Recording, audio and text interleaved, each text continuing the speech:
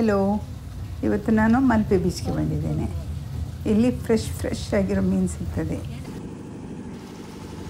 ಆಗಿಂದಾಗ ಬಲೆ ಹಾಕಿ ಇಟ್ಕೊಂಡು ಬಂದು ಇಲ್ಲಿ ಮೀನನ್ನು ಏಲಂ ಮಾಡ್ತಾರೆ. ಏಲಮಲ್ಲಿ ಇದು ಏಲಂಗೆ ಇಟ್ಟಿದ್ದಾರೆ. ನೋಡುವ ಎಷ್ಟೆಲ್ಲ ರೇಟಿಗೆ ಏಲಂ ಆಗಿ ಹೋಗ್ತದೆ. ನಮಗೇನು ಮೀನು ಬೇಕು ಇವತ್ತು, ಅದಕ್ಕೇನೇನು ಬಂದಿದ್ದು ನಾವು ಸಹ ತಗೊಳ್ಳುವ. ಮೊದಲು ನೋಡುವ ಯಾವ ರೀತಿ ರೇಟೆಲ್ಲ ಅಂತಾರೆ ಅಂತ.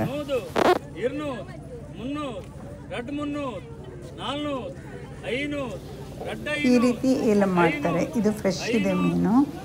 ಇದಕ್ಕೆ 2700 ರೂಪೀಸಿಗೆ ಏಲಂ ಆಯಿತು.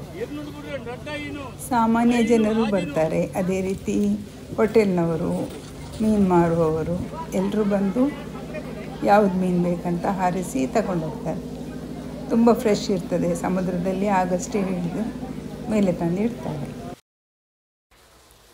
ಬೆಳಿಗ್ಗೆ ಬೇಗನೆ ಮೀನು ಹಿಡಿಯುವವರು ಮೀನನ್ನು ತಂದು ಇಲ್ಲಿ ಇಳಿಸುತ್ತಾರೆ. ತುಂಬ ತಾಜಾ ಮೀನುಗಳನ್ನು ಖರೀದಿಸಲು ಬಹಳಷ್ಟು ಜನ ಇಲ್ಲಿ ಬರ್ತಾರೆ. ಈಗ ಮಳೆಗಾಲ, ಹಾಗೆ ಮೀನು ಬರೋದು ಸ್ವಲ್ಪ ಕಮ್ಮಿ ಆಗಿದೆ.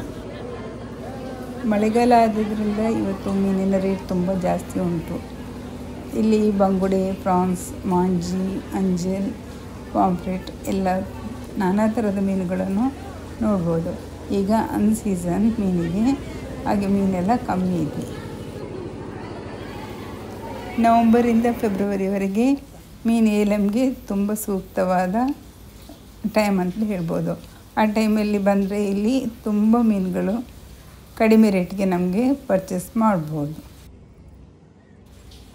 ಮಳೆಗಾಲಕ್ಕೆ ದೊಡ್ಡ ಬೋಟ್ಗಳೆಲ್ಲ ನೀರಿಗೆ ಹೋಗಲಿಕ್ಕಿಲ್ಲ, ಹಾಗೆ ಎಲ್ಲ ಲಂಗರು ಹಾಕಿ ನಿಂತಿದೆ. ಆಗಸ್ಟ್ವರೆಗೆ ಏನೋ ಇದು ಹೋಗಲಿಕ್ಕಿಲ್ಲ ಬೋಟ್. ಆನಂತರ ತಮ್ಮ ಕೆಲಸ ಮುಂದುವರಿಸುತ್ತದೆ. 2 ತಿಂಗಳು ಫ್ರೀ ಇರ್ತದೆ. ಈಗ ಚಿಕ್ಕ ಬೋಟಲ್ಲಿ ಹೋಗಿ ಮೀನು ತರ್ತಾರೆ. ಹಾಗೆ ಮೀನುಗಳಿಗೆ ಸ್ವಲ್ಪ ರೇಟ್ ಜಾಸ್ತಿ ಉಂಟು. ಈಗ ಇಲ್ಲಿ ನಿಂತು ನೋಡಿದರೆ ಕಣ್ಣು ಹಾಯಿಸಿದಷ್ಟು ನೀರೇ ಕಾಣ್ತದೆ ನಮಗೆ. ಸೈಡಲ್ಲಿ ಲಂಗರು ಹಾಕಿರುವ ಬೋಟ್ಗಳನ್ನು ನೋಡ್ಬೋದು. ಮಲ್ಪೆಗೆ ಬಂದು ಬೀಚ್ ನೋಡಿ, ಮೀನು ಹಿಡಿಯೋದನ್ನು ನೋಡಿ, ಇಲ್ಲಿ ಸಿಗುವ ಮೀನುಗಳು, ಫ್ರೆಶ್ ಮೀನುಗಳನ್ನು ತಿಂದು ನೀವು ಸುತ್ತಾಡಿದರೆ ನಿಮ್ಮ ಮಲ್ಪೆ ಬೀಚ್ ಒಂದು ನೀವು ಮರೆಯಲಾಗದ ಅನುಭವವನ್ನು ನಿಮಗೆ ಕೊಡುತ್ತದೆ. ಇಲ್ಲಿಂದ ಹೈಲ್ಯಾಂಡ್ ಕೂಡ ಇದೆ, ಅಲ್ಲಿಗೂ ಹೋಗ್ಬೋದು. ಇಂಥ ಸುಂದರ ದೃಶ್ಯ ನಿಮಗೆ ಬೇರೆ ಎಲ್ಲಿಯೂ ಸಿಗಲಿಕ್ಕಿಲ್ಲ. ನಿಮ್ಮ ಜೀವನದಲ್ಲಿ ಮರೆಯಲಾಗದ ಅನುಭವವನ್ನು ಪಡೆಯಲು ನೀವು ಮಲ್ಪೆ ಬೀಚ್ಗೆ ಖಂಡಿತ ಒಮ್ಮೆ ಭೇಟಿ ಕೊಡಿ. ದೊಡ್ಡ ಬೋಟ್ಗಳು, ಚಿಕ್ಕ ದೋಣಿಗಳು, ಅದೇ ರೀತಿ ಪ್ರವಾಸಿಗಳು ಎಲ್ಲರಿಂದ ಮಲ್ಪೆ ಬೀಚ್ ತುಂಬಿರುತ್ತದೆ. ಐಸ್ ಹಾಕಿರೋ ಮೀನಿಗಿಂತ ಈ ರೀತಿ ಬರ್ತದಲ್ಲ ಫ್ರೆಶ್ ಮೀನು, ಅದು ತುಂಬ ರುಚಿಕರವಾಗಿರ್ತದೆ. ನಮ್ಮ ಕರಾವಳಿ ಈ ರೀತಿ ಸಮುದ್ರ, ಬೋಟ್, ಅದೇ ರೀತಿ ಮೀನುಗಳು ನೋಡಲಿಕ್ಕೆ ತುಂಬ ಸುಂದರವಾಗಿರ್ತದೆ.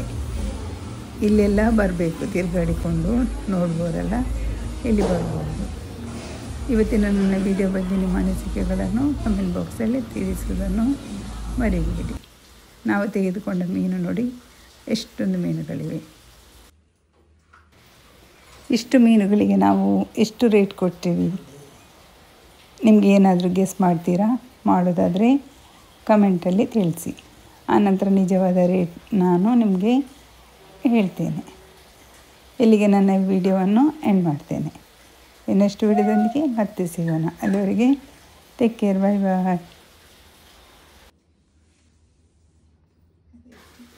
ಮೀನು ನೋಡಿ ನಮ್ಮ ಮನೆಗೆ ಬೆಕ್ಕು ಬಂತು, ಅದನ್ನು ನಾನು ಓಡಿಸಿ ಬರುತ್ತೇನೆ. ನೀವು ಅಷ್ಟರವರೆಗೆ ನನ್ನ ವಿಡಿಯೋವನ್ನು ನೋಡ್ತಾ ಇರಿ.